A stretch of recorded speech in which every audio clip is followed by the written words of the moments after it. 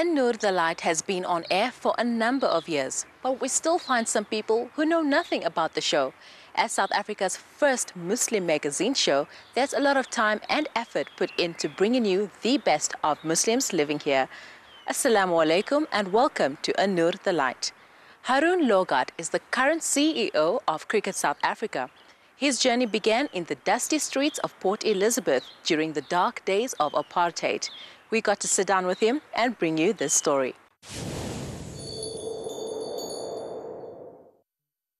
Cricket is one of South Africa's most loved, watched and played sports. Having been in the top 5 in world rankings over the last few years is no easy feat. Apart from the players whose skills has got them there, the governing body, Cricket South Africa, has contributed its share to this amazing place in world sport. At its helm is Haroon Lorgat. I grew up in Port Elizabeth in an area called Sidwell, and it was at that time before we got relocated to Malabar, which is the Indian area. At that time we played in a churchyard across the road. I must have been 5, 6, 7 years old. And a lot of my memories stem from the fact that my elder brother, in particular, I had 2 elder brothers, but they were involved in the game already. And I couldn't tell you exactly what it was, but we just cottoned onto the game as if it was you were born to play the game.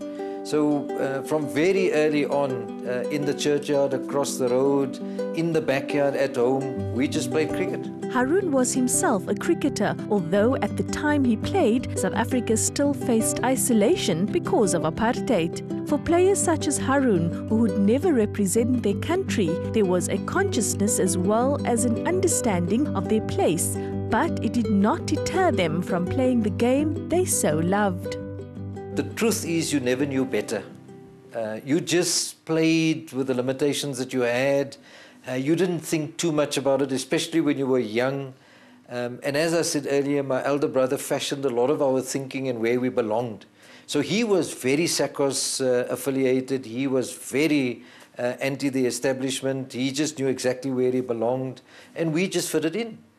So it wasn't about, for us, that you're not able to go to St. George's Park or you're not able to play in some other league. It was just the way things were.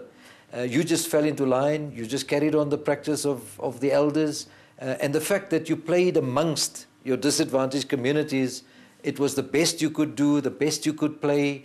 We used to travel across to Cape Town to play against clubs over there.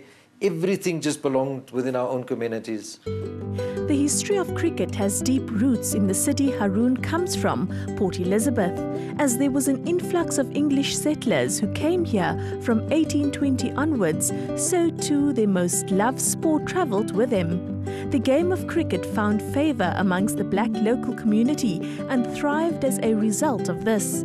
The rivalry of different clubs was legendary, and Haroon played in some memorable games himself. In Port Elizabeth, where we played, there was a lot of club rivalry. So you would have clubs there that would, you know, when one plays the other, it's a massive game. People come out, the players are hyped up, they're excited, and often you get incidents, but that's part of the rivalry. And then equally, I mean, I'll never forget if Eastern Province plays Western Province, that's big. You know, you play Transvaal as it was known in those days, nobody wants to lose. And there was genuine rivalry in those fixtures. Hi, I'm Hashim Amla. The Proteas are together. We are going to surprise a youngster, 11-year-old boy named Kieran Adams. We've got AB, Faf, Dale and Vernon with us, so hopefully we can share some advice with him and, you know, inspire him to do great things. Today, as CEO of Cricket South Africa, Haroon and the team have done much to bring the game back to marginalised communities. The South African cricket team is most probably one of the most representative sides of any national team, and it shows in the support of their fans. There's a lot of emphasis that we put into making sure that we try and create the best opportunity for all persons in this country to be able to get through. And in fact, we sometimes, I think, get accused of pushing what people commonly call a quota. We don't have quotas. We have lots of targets, we have lots of programs in place to try and bring people through of every walk of life. So it's a deliberate effort on our part. We're still not happy with the level of representation that we've got, particularly from black African players. But as recent as the past 12 months, you're starting to see quite a difference in the number of them coming through. We've got great challenge. There's socio-economical challenges that they face, which is greater than some of the other communities. But we put a lot of emphasis in trying to create a level playing field. And it's a fact of the game of cricket. It lends itself, because of the length of time that you play a game, to create real relationships, to create friendships, to build bridges between different communities. Diversity is something we embrace. So if there's something we would love to see, is that cricket is loved by all people, irrespective of where they come from, whether it's race, whether it's religion, whatever caste, whether you're rich or you're poor, and that through this game we can make actually South Africa a better place. Haroon has come a long way from the dusty streets of Port Elizabeth, where he once plied his trade as an all-rounder. Before his stint as CEO of Cricket South Africa, he was Chief Executive of the International Cricket Council. He espouses the respect, tolerance and forgiveness championed by President Nelson Mandela. Haroon Lorgat could have been a bitter man, but he has instead used his experience to transform the game so loved by South Africans. The journey of 1,000 miles starts with a single step. Haroon's story is evidence that those who keep walking, keep achieving. Dr. Mariam Khan is standing by with this week's Wellness segment. Assalamu alaikum wa rahmatullahi wa barakatuh. Welcome to the Wellness segment of An Nur the Light with myself, Dr. Mariam Khan. 26 bones plus 2 tiny sesamoid bones, 33 muscles, 107 ligaments, hundreds of branches of nerves, veins and arteries, soft tissue and skin, and that is just 1 foot times 2, and this intricate arrangement, when healthy, works effortlessly to help us run, hop, skip and jump. So you want to ensure that you take proper care of your feet, avoid corns, calluses, blisters, fungal infections, cracked heels, and wear suitable shoes, whether they are flip-flops, pumps, heels, boots or sneakers. Soften your feet with a soak and a scrub. Exfoliation is not just about making your feet look pretty. Thickly callous skin can crack and lead to pain and infections. Use a good foot cream to keep your feet soft and smooth. If you're using closed shoes all day, be sure to allow your feet to breathe in the evening. Use cotton socks to prevent moisture that leads to fungal infections.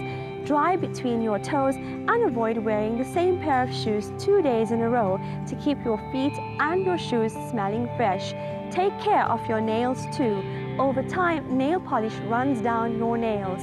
According to podiatrists, 90% of their patients wear shoes that are too small. Are you one of them?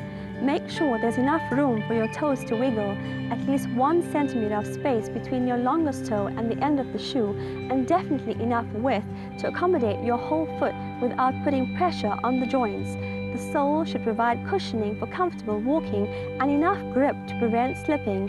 When engaging in physical activity, getting the right shoe reduces your likelihood of suffering a sports-related injury, and get a shoe that is designed for that particular activity. Ask any lady, high heels are an essential part of the wardrobe. Enjoy your heels, but wear them over short periods of time. Give your feet extra special attention after wearing high heels, and be sure to put your best foot forward.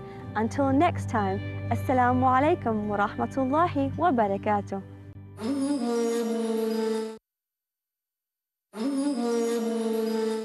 Mariam is always spot on with her thorough knowledge of keeping us healthy. Who knew the feet could have so many benefits? Single moms are the focus of this week's topic, and we took a look at some incredible women.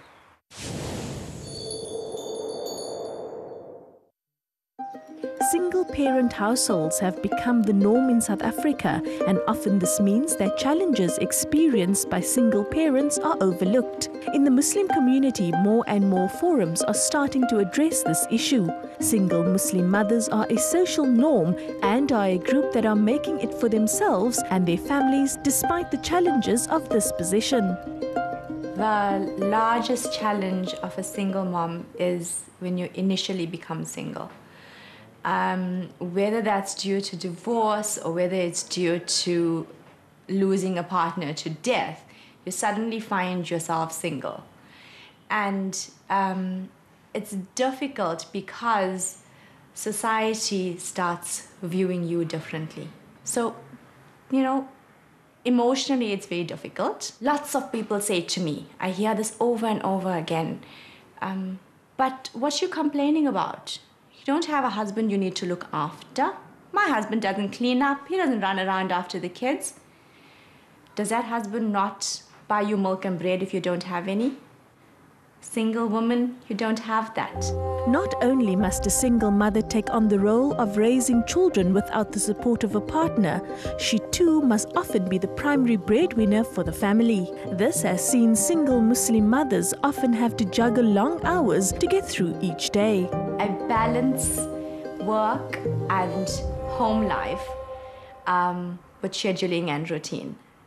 If there's no structure, if there's no timing, then everything just runs away from you.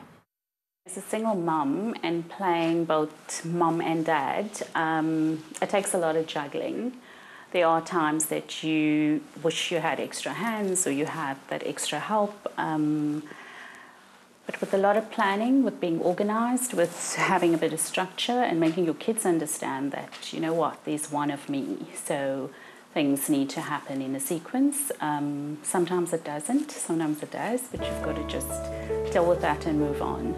A good support structure is what every single mother longs for. The support of family, friends and the community is essential to helping single mothers cope. The support group that helped me get through my emotional turmoil, a group of about 8 ladies in similar positions. They're still there. Most of us have started different journeys. Some of them are educators, some of them are studying, some of them are businesswomen. And so we don't glean on each other as much as we used to 3 or 4 years ago. But definitely, if you're having a hard day and the milk's gone sour and you burnt the only kurta your son has, if you need to cry, they're still there. These women, all from different backgrounds, are all part of making it easier.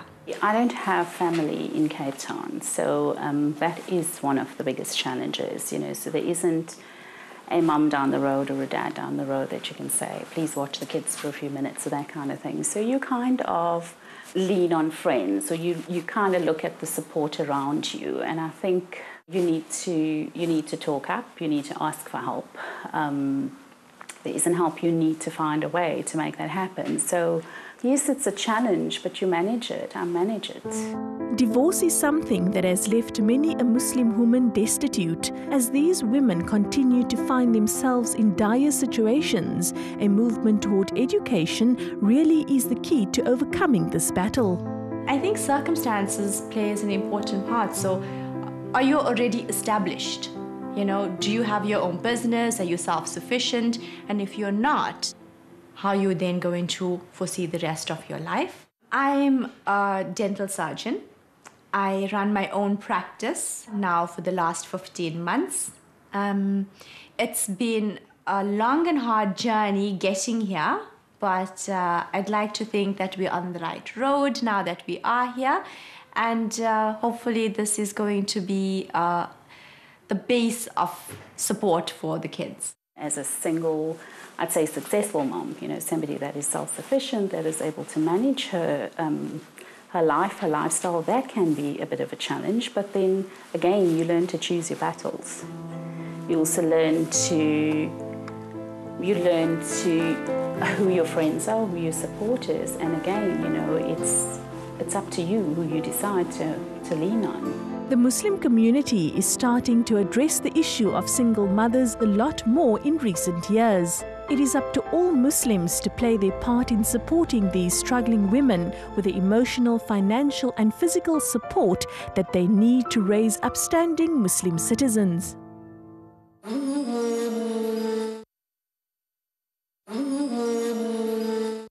Yes, brothers and sisters, the phenomenon of a single mom is not foreign to Muslims. I'm so happy to see that these brave women can remain positive and be a role model to their children. This week's travel takes us to the beautiful province of Mpumalanga, paradise on earth. If you're in the mood for something unique, then a visit to the world-famous Forestry Museum in Sabi, Mpumalanga is a must. The area around Sabi and Hazyview has become a popular holiday destination for South Africans. But few people know of this museum that chronicles and celebrates one of the largest man-made forests in the country. We're in Sabi at the Komatiland Forestry Museum. It's a forestry museum. It's where people can get to experience the forest heritage. This museum was first established in 1972. Komatiland Forest officially took over the museum only in 1998 after they renovated it, and it was reopened by the then Premier of Mpumalanga, Dr. Metiposa. Expect to be taken back in time as you learn more about the history of why there is such an abundance of trees, and up close and personal with some of the machinery and tools used over 100 years ago. The museum is in possession of a yellowwood tree, which was 520 years old in 1980.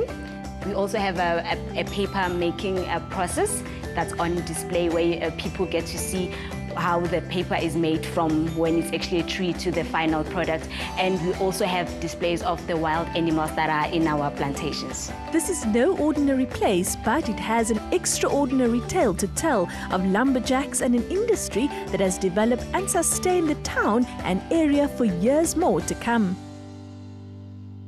Mpumalanga continues to draw adrenaline junkies with numerous activities on offer.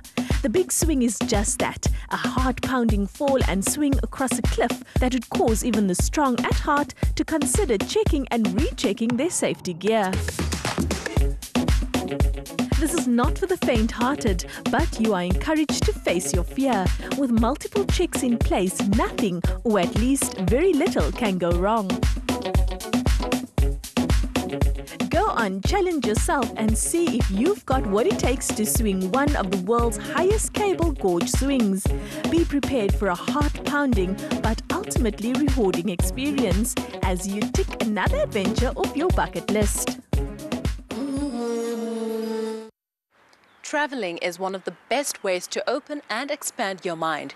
If you ever get the chance to go anywhere, grab it with both hands and make the most of it. Our time is up, but not before another amazing nasheed. From me, Mariam Khan, Salang Hantle. Assalamu alaikum.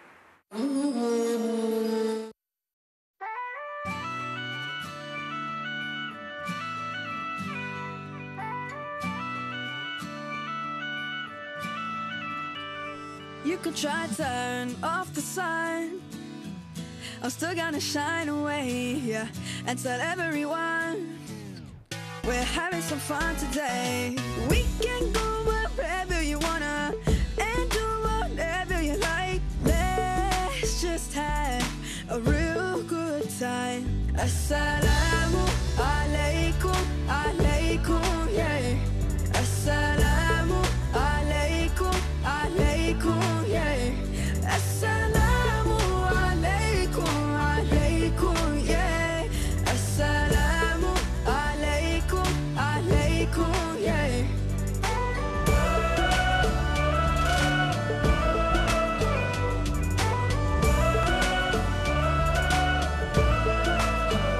I just wanna spread love and peace and all of my happiness, yeah, to everyone that I meet, 'cause I'm feeling spectacular. I love it when we love one another. Give thanks every day for this life, living with a smile on my face. Assalamu alaikum, alaikum, yeah. Assalamu alaikum, alaikum, yeah. Assalamu alaikum, alaikum, yeah. Assalamu alaikum, alaikum, yeah.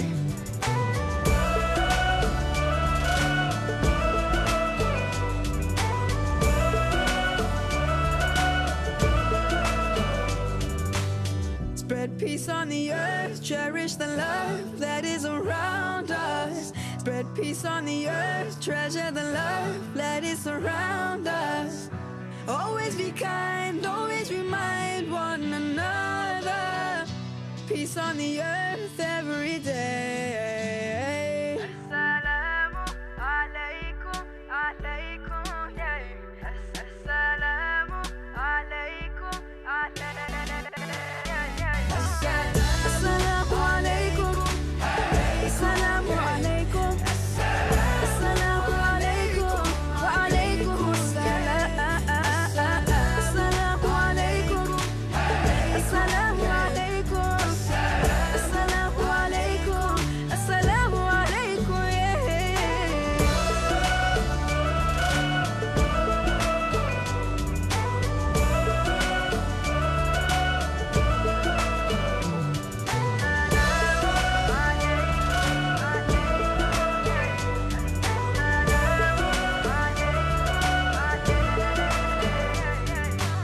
Spread peace on the earth, cherish the love that is around us. Spread peace on the earth every day.